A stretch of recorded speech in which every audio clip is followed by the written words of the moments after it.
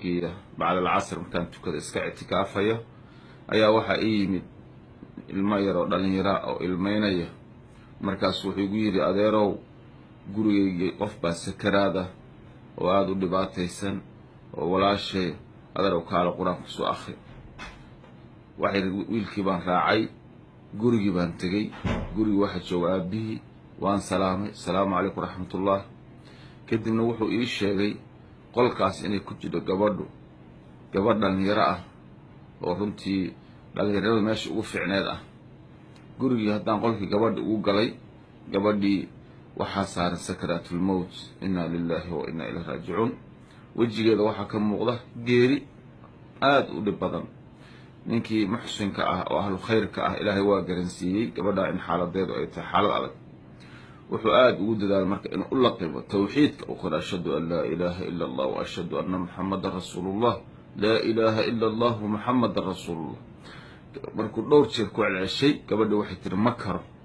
carabkaygu ma karo tawxiidka kalimatu laa ilaaha illa allah muhammadan rasuulullah ma karo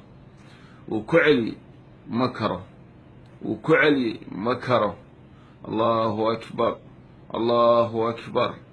dhowr jeer buu ku celiyey waa sakaraatu lmowt waa markii la yidhi man qaala man aakhira kalaamu laa ilaaha illa allah dakhala aljanna من قال آخر الكلام قفك قدام كلمة التوحيد إله سبحانه وتعالى جنة الجية قبل وكروي كدمنا جريد باسل وتم قبل يصير بكل مات أبهد بويدي سؤال وأرجع أحسن والحين ولا قبل أن ما أنت كلمة كروي التوحيد كأ أنا والله قمي محاك ودعيبي والحين لا بعرف موت قبل أن وحيري ما تكنجرين salaad ma tukan jirin marka labaadna heesay dhageysan jirtay walaalayaal labadaas arrimood bay gabadhii tawxiid ku kari weyday waxayna ku dhimatay iyadoo aan karayn kalimatu laa ilaaha illa allah kari weyday allah subxaanahu wa tacaala ina aladiina qaaluu rabbuna allah uma istaqaamuu tatanazzalu calayhim almalaa'ikatu anlaa takhaafuu walaa taxzanuu waabshiruu biljannati alatii kuntum tuucaduun ilaahay waa ballan qaada dadka ilaahay dariiqiisa ku toosnaada dadka cibaadaysta dadka heesaha aan dhagaysan dadka amarka alla qaato labada waa xaaraam salaadoo laga tago cadaab baa lagu mutaystaa heestoo la dhagaysto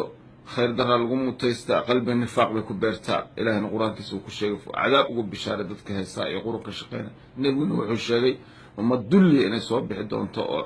xaraashan doonta zinada iyo xariirta iyo macaazif aalaati lahwi heesa ah waxaad arkaysaa marka